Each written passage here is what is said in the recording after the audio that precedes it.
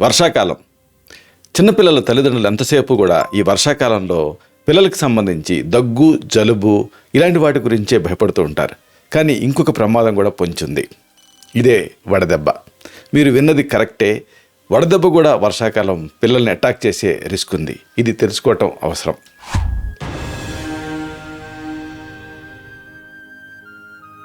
మిత్రులారా, నమస్కారం.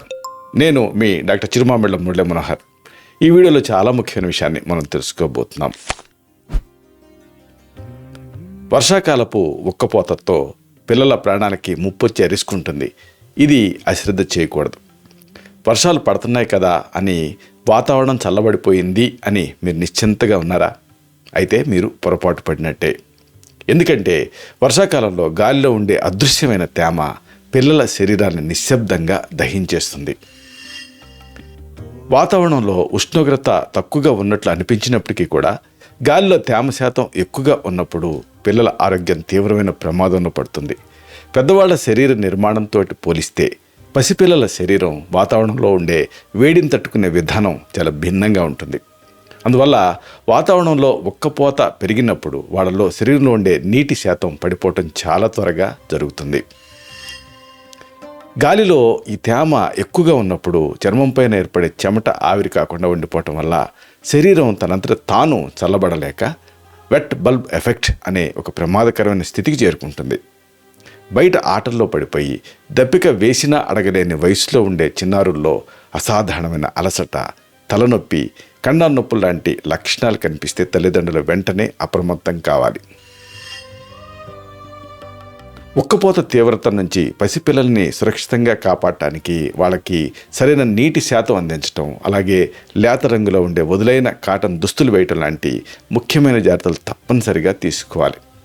వీటితో పాటుగా మామూలుగా ఆపరేషన్ థియేటర్లలో వైద్యులు పసిపిల్లల శారీరక ఉష్ణోగ్రతల్లో వచ్చే చిన్న మార్పులను కూడా ఎలా నిశ్చితంగా గమనిస్తారో అదే రకంగా ప్రతి వాళ్ళు కూడా ఎప్పటికప్పుడు పిల్లల ఆరోగ్యాన్ని గమనిస్తూ ఉండటం అనేది చాలా అవసరం. ఈ సందర్భంగా ఉక్కపోతతో పొంచి ఉన్న ఈ ప్రమాదం గురించి మీరు తెలుసుకోవాలి. సాధారణంగా చెమట పట్టడం వల్ల శరీరం చల్లబడుతుంది అని అందరూ అనుకుంటారు. కానీ గాలిలో తేమ శాతం ఎక్కువగా ఉన్నప్పుడు ఆ చెమట అనేది చర్మంపై నుంచి సులభంగా ఆవిరి కాదు. దీనివల్ల శరీరం వేడిని పంపేటటువంటి సహజమైన పద్ధతి దెబ్బతింటుంది. ఇలాంటి వాతావరణాన్ని వెట్ బల్బ్ ఎఫెక్ట్ అని పిలుస్తారు. ఉష్ణోగ్రత తక్కువగా ఉన్నప్పటికీ కూడా తేమ ఎక్కువగా ఉండటం వల్ల శరీరంలో వేడి పెరిగిపోయి కండాల నొప్పులు, వడదెబ్బ ఇలాంటి తీవ్రమైన ఆరోగ్య సమస్యలు వచ్చే అవకాశం ఉందని అధ్యయనాలు స్పష్టం చేస్తున్నాయి. వడదెబ్బకి సకాలంలో ట్రీట్మెంట్ ఇవ్వకపోతే మెదడు, గుండె లాంటి కీలకమైన అవయవాలకి ముప్పు జరిగే రిస్క్ ఉంటుంది. ఈ సందర్భంగా అసలు చెప్పాల్సిన ఇంపార్టెంట్ విషయం ఏంటంటే పెద్దల కంటే పిల్లలకే ముప్పు ఎక్కువ అనేది. పెద్దవాళ్ల శరీరంతో పోలిస్తే పిల్లల శరీరం వాతావరణం నుంచి వేడిని చాలా త్వరగా గ్రహిస్తుంది. వాళ్ళల్లో ఈ చెమట గ్రంథులు పూర్తిగా అభివృద్ధి చెందకపోవటం వల్ల తగినంత చెమట అనేది పట్టదు. దీనివల్ల శరీరం తనని తాను చల్లబరుచుకునే సామర్థ్యం వాళ్ళలో తక్కువగా ఉంటుంది.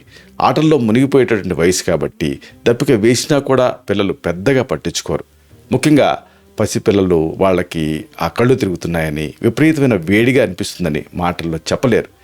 కాబట్టి వాళ్ళు ఎక్కువగా ఏడవటం లేదా పాలు తాగడానికి మారం చేయటం ఇలాంటివి చేస్తారు. ఇది గమనించిన వెంటనే అప్రమత్తం కావాలి. ఈ వడదెబ్బను సూచించే తొలి లక్షణాలు ఏమిటి? వీటిని తెలుసుకోవటం అవసరం. వడదెబ్బ అనేది ఒక్కసారిగా ఉన్నట్టుండి రాదు. పిల్లలు ఎప్పుడూ ఉండేదానికంటే సైలెంట్గా ఉండటం, చికాకు పడుతూ ఉండటం, ఆటల మీద ఆసక్తి చూపకపోవటం ఇలాంటివి తొలి సంకేతాలుగా అనుకోవాలి. కొంతమందిలో తలనొప్పి, వాంతులు, కళ్ళు తిరగటం ఇలాంటి లక్షణాలు కూడా కనిపిస్తాయి. శరీరం నీటిని నిల్వ చేసుకోవడానికి ప్రయత్నం చేయటం వల్ల పిల్లలు మూత్రానికి వెళ్ళే సంఖ్య కూడా తగ్గిపోతుంది. ఈ దశ దాటిపోయి పిల్లలు స్పృహ కోల్పోవటం, విపరీతమైన జ్వరం లేదా మూర్ఛ లాంటివి వస్తే ఏమాత్రం ఆలస్యం చేయకుండా తక్షణమే వైద్య సహాయం అందించాలి. ఈ పిల్లల్ని కాపాడుకోవటానికి ముందు జాగ్రత్తలు ఏమిటి? ఇది తెలుసుకోవటం అవసరం. పిల్లలు దప్పిక అని అడిగే వరకు ఎదురు చూడకుండా వాళ్ళకి క్రమం తప్పకుండా ద్రవ పదార్థాలు తాగిస్తూ ఉండాలి. ఆడుకునేటప్పుడు శరీరం చుట్టూ కూడా గాలి ఆడేలాగా లేత రంగులో ఉండే వదులైన కాటన్ దుస్తులు వేయాలి. మధ్యాహ్నం వేళల్లో ఉక్కపోత ఎక్కువగా ఉండే సమయంలో బయట ఆటలకి పంపకూడదు. ఇంట్లో కూడా గాలి వెలుతురు సరిగ్గా ఆడేలాగా కిటికీలు తెరిచి ఉంచాలి. ఎట్టి పరిస్థితుల్లోనూ చిన్నపిల్లల్ని కారు లోపల వదిలేసి బయటకు వెళ్ళకూడదు. ఎందుకంటే మూసి ఉంచిన ఆ వాహనంలో ఉష్ణోగ్రతలు ఉన్నట్టుండి ప్రాణాంతకంగా మారుతాయి.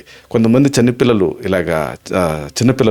చనిపోయినట్టుగా కూడా వార్తలు వచ్చాయంటే ప్రమాదకరమైనటువంటి ఈ స్థితిని మనం అర్థం చేసుకోవాలి. ఈ సందర్భంగా అసలు ఉష్ణోగ్రతలో ఈ మార్పులకు త్వరగా గురయ్యే శరీర తత్వం గురించి మీకు ఐడియా ఉండాలి. మామూలుగా ఆపరేషన్ థియేటర్స్లో పసిపిల్లలకి శస్త్రచికిత్స చేసేటప్పుడు వైద్యులు వాళ్ళ శారీరక ఉష్ణోగ్రతని అత్యంత నిశితంగా పర్యవేక్షిస్తూ ఉంటారు. పిల్లల శరీరం వేడిని ఎంత త్వరగా గ్రహిస్తుందో అదే స్థాయిలో ఉష్ణోగ్రతను కూడా వేగంగా కోల్పోతుంది. మొత్తం మంది ఇచ్చినప్పుడు శరీరం చల్లబడిపోయే ప్రమాదం ఉంటుంది కాబట్టి ప్రత్యేకమైన బ్లాంకెట్లు అలాగే వెచ్చటి ద్రవాలను ఇస్తూ ఉంటారు. అందుకే థియేటర్లో బ్లాంకెట్ కప్పుతారు.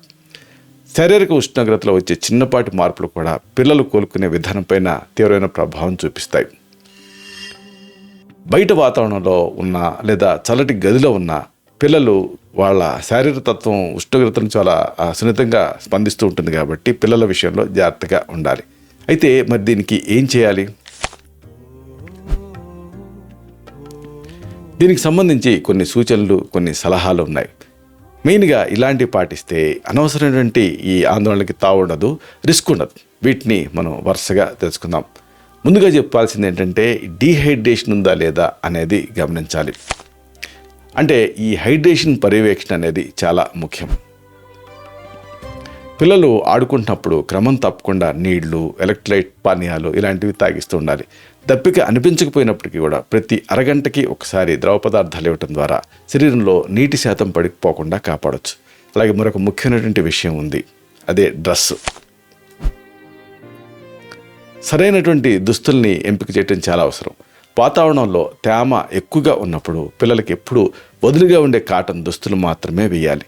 అలా వేయటం వల్ల శరీరానికి గాలి బాగా తగిలి చెమట ఆవిరి అయ్యే ప్రక్రియ సాఫీగా జరుగుతుంది. అలాగే అతి ముఖ్యమైన మరొకటి ఏంటంటే ఈ స్పోర్ట్స్ గేమ్స్కి సంబంధించి ఆటల సమయాలలో మార్పులు చేయాలి. అంటే వర్షాకాలంలో వర్షం ఆగిపోయి ఎండ ఉక్కపోత ఎక్కువగా ఉండే మధ్యాహ్నం వేళల్లో పిల్లల్ని బయటికి ఆడుకోనివ్వకూడదు. ఉదయం లేదా సాయంత్రం వేళల్లో మాత్రమే శారీరక శ్రమ ఉండేటువంటి ఆటలు ఆడేలాగా ప్లాన్ చేయాలి.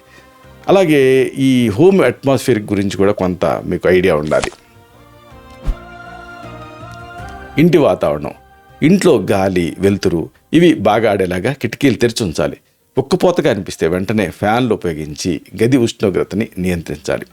సరే, మరి దీనికి ప్రివెంటివ్గా ఏమన్నా పద్ధతులు ఉన్నాయా, అలాగే ఉపశమన పద్ధతులు ఉన్నాయా, ఇది కూడా తెలుసుకోవాలి. దీనికి సంబంధించి కొన్ని సులభమైనటువంటి చికిత్సలు ఉన్నాయి. వీటిని అడాప్ట్ చేసుకోవచ్చు, వీటిని పాటించవచ్చు. వర్షాకాలపు ఉక్కపోత వల్ల పిల్లల్లో వచ్చేటటువంటి అలసట, నీరసం లాంటి సమస్యలను తగ్గించడానికి ఇళ్లలోనే సులభంగా తయారు చేయగలిగే కొన్ని ఔషధాలు అద్భుతంగా మీకు పనిచేస్తాయి. వీటిని కాంబినేషన్స్ని వరుసగా తెలుసుకుందాం. ముందు ఒక మంచి కాంబినేషన్, పుదీనా నిమ్మరసం పానీయం.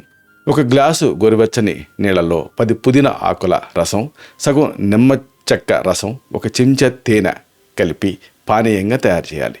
ఈ పానీయం అనేది శరీరంలో కోల్పోయిన ఎలక్ట్రోలైట్స్ని వెంటనే భర్తీ చేసి తక్షణమే శక్తినిస్తుంది. ఉక్కపోతలో ఆడుకొని వచ్చినటువంటి వెంటనే తీవ్రమైన నీరసం, అలసటతో బాధపడుతున్నటువంటి పిల్లలకి ఈ ద్రావణాన్ని రోజుకి 2 సార్లు తాగిస్తే ఉష్ణ తాపం తగ్గి శరీరం చల్లబడుతుంది. మరొక మంచి హోమ్లీ కాంబినేషన్, మజ్జిగ కళ్ళుప్పు తలకు మిశ్రమం. బాగా చిలికిన 1 గ్లాసు పల్చటి మజ్జిగలో చిటికెడు కళ్ళుప్పు, కొద్దిగా వేయించిన జీలకర్ర పొడి కలిపి సిద్ధం చేయాలి. జీలకర్ర మజ్జిగలో ఉండే చలువ చేసే గుణాలు రెండు పొట్టలో వేడిని తగ్గించి జీర్ణ వ్యవస్థని మెరుగుపరుస్తాయి. వడదెబ్బ తగిలి కళ్ళు తిరగటం, కడుపు నొప్పి లాంటి సమస్యలు ఉన్నప్పుడు ఈ మజ్జిగ మిశ్రమాన్ని ఉదయం సాయంత్రం 1 గ్లాస్ చొప్పున పూటకి పిల్లలకి తాగిస్తూ ఉంటే త్వరగా రిలీఫ్ లభిస్తుంది. అలాగే వేడిని తగ్గించే ఒక మహత్తరమైన కాంబినేషన్ ఉంది, ఉసిరి ధనియాల కషాయం. 1 గ్లాసు నీళ్ళకి 1 చెంచాడు ఉసిరికాయ పొడి, 1 చెంచా దంచిన ధనియాలు వేసి బాగా మరిగించి వడకట్టుకోవాలి. ఈ 2 మూలికలు శరీరంలో ఉండే అధిక ఉష్ణాన్ని గ్రహించి నాడీ వ్యవస్థను చల్లబరుస్తాయి. శరీరంలో వేడి పెరిగిపోయి వాంతులు అవుతున్న సందర్భాల్లో ఈ కషాయాన్ని గోరువెచ్చగా రోజుకి 2 లేదా 3 సార్లు 4-5 చెంచాల చొప్పున పిల్లలకు పట్టిస్తే వేడి తీవ్రత తగ్గుతుంది. అలాగే ఇలాంటి సందర్భాల్లో కొన్ని మెడిసిన్స్ను కూడా ప్రిస్క్రైబ్ చేస్తూ ఉంటాం. ద్రాక్షాది కషాయం దేనికి ఎగ్జాంపుల్. ఆయుర్వేదంలో ఎంతో ప్రాముఖ్యత ఉన్న ఈ ఔషధాన్ని ద్రాక్ష, చందనం, శతావరి లాంటి ఎన్నో చలువ చేసే మూలికలతో తయారు చేస్తారు. ఇది శరీరంలో పెరిగిన వాతపిత్త దోషాలను సమతుల్యం చేసి అంతర్గత వేడిని లాగేస్తుంది. వాతావరణంలో ఉండే మార్పుల వల్ల పిల్లల్లో విపరీతమైన తలనొప్పి, కండాల నొప్పులు కనిపించినప్పుడు 10 మిల్లీలీటర్ల ద్రాక్షాది కషాయానికి సమాన పరిమాణంలో నీళ్లు కలిపి రోజుకి 2 సార్లు భోజనం ముందు ఇస్తే మంచి ఫలితం ఉంటుంది. ఇలాంటిదే మరొక మెడిసిన్ మేము ప్రిస్క్రైబ్ చేస్తూ ఉంటాం. ఉసిరాసవం.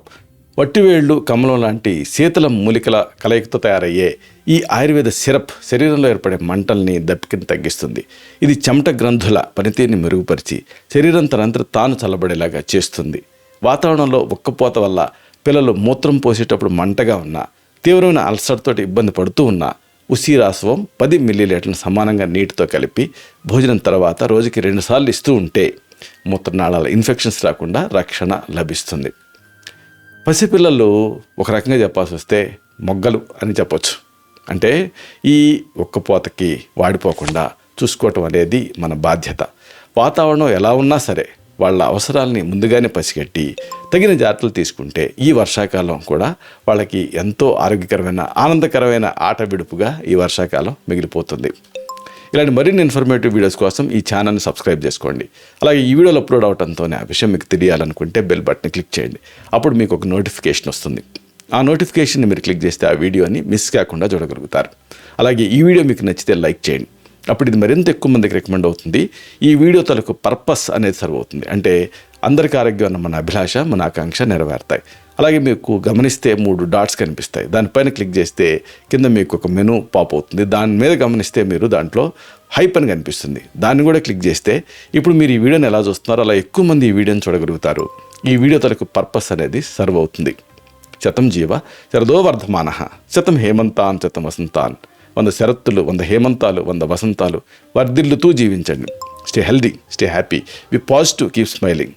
Love you all. శుభం.